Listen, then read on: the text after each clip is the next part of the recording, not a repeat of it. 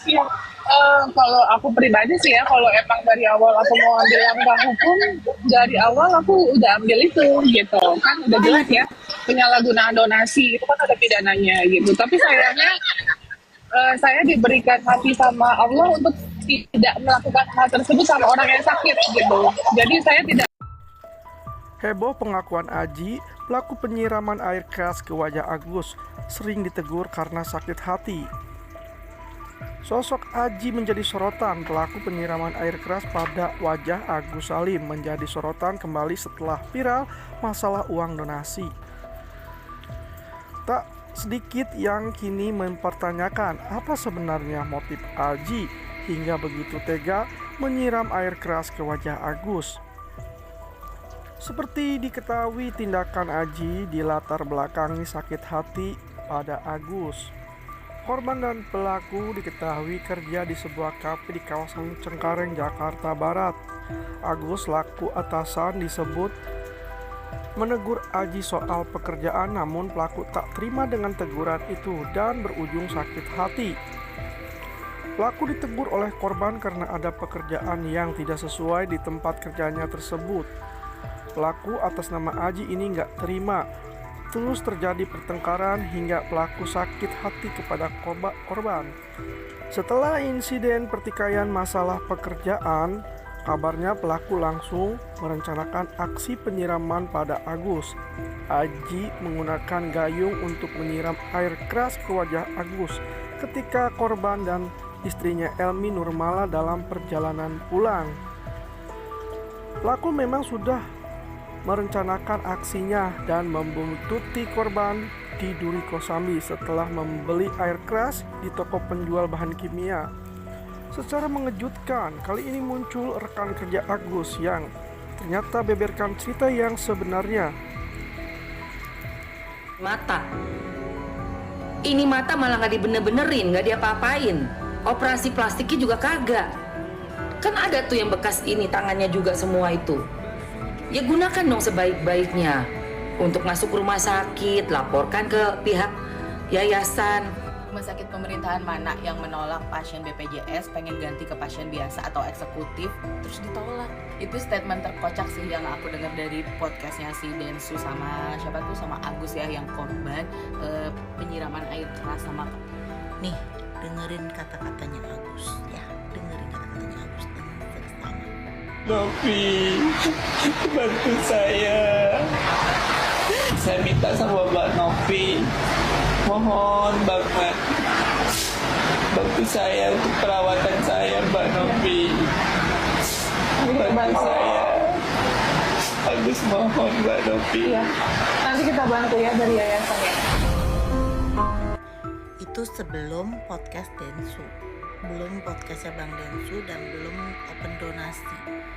Setelah open donasi, ya kan udah ada tweetnya apa yang dilakukan sama dia.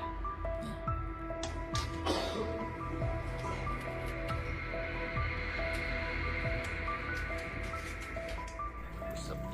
Nanti malam insya Allah gue bakal speak up tentang Mas Agus. Harus digarisbawahi, ini bukan ujaran kebencian saya terhadap seseorang, tetapi lebih mengungkapkan cerita yang sebenarnya. Oke guys, ini emang bukti kalau gue dulu satu kerjaan dengan Mas Agus. Ini dia sebagai kepala waiters, saya asisten kepala waitersnya. Oke guys, mohon bersabar ya, gue bakal speak up.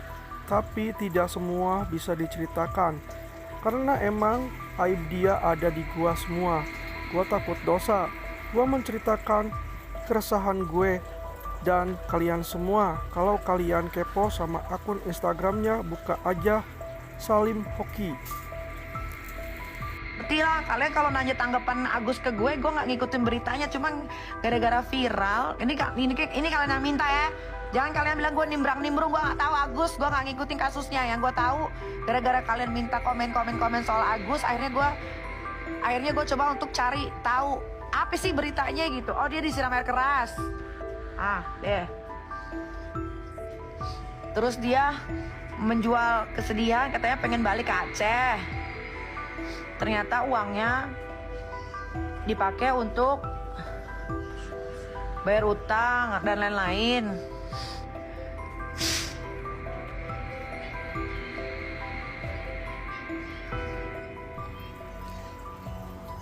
Oke, gue bakal speak up gimana tentang Mas A ini.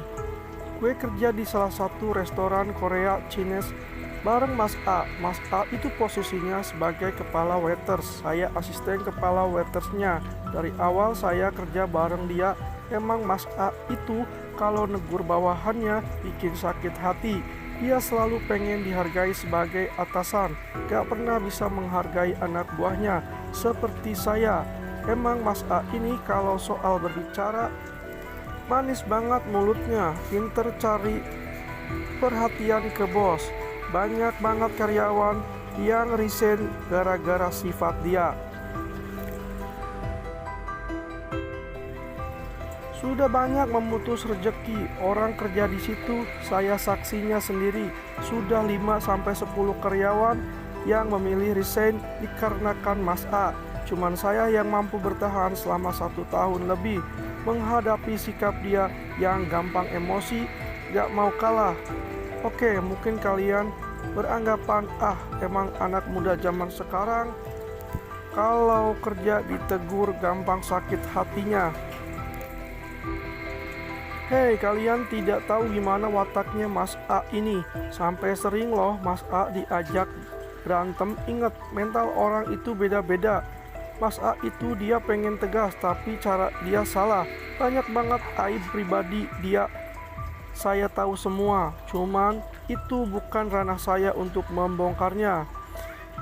Lihatlah pas podcast dia bilang negurnya baik. Hei, kalau dia negurnya baik, tidak akan Aji melakukan itu. Saya tahu banget Mas A kalau negur orang bikin nyesek ke hati. Banyak kasir perempuan yang bikin nangis sama dia. Cara dia negur tidak bisa ngebentak, kasar ngomongnya. Ketika diaduin ke manajer pinter banget. Astagfirullah, ngomongnya manis banget. Cara dia ngomong ke manajer. Sampai akhirnya saya juga nyerah ngehadapin sikap dia dan lebih memilih resign demi kebaikan mental. Please jangan langsung judge sih Aji jahat. Oke, emang perbuatan Aji tidak baik sampai harus menyiram air keras ke Mas A. Tapi yang perlu kalian tahu, saya tidak sabar menghadapi atasan kayak gitu. Mungkin akan ngelakuin hal sama. Ingat ya, Mas A itu paling nggak mau disalahkan. Pokoknya dia ngerasa pengen paling benar. Saya cerita gini tidak ngarang, emang faktanya seperti itu. Selama setahun saya kerja bareng Mas A, masih banyak lagi sebenarnya. Cuman lebih ke arah privasi tentang dia dan istrinya. Cuman saya aja yang tahu untuk saat ini. Cuman ini yang bisa saya sampaikan. Saya nggak tega sebenarnya ngomong gini.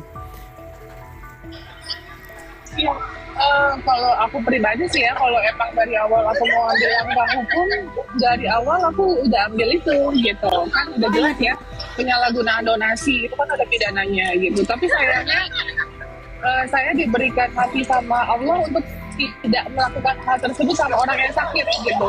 Jadi saya tidak akan melakukan hal tersebut gitu ya.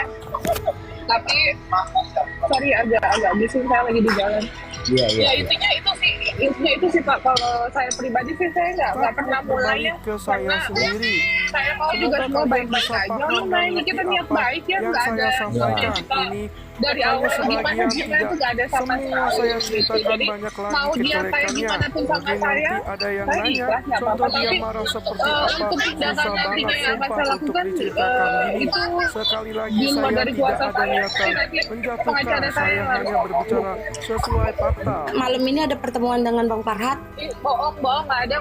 Saya lagi sama anak saya, lagi sama keluarga, nggak ada. Nggak ada sama sekali, nggak ada.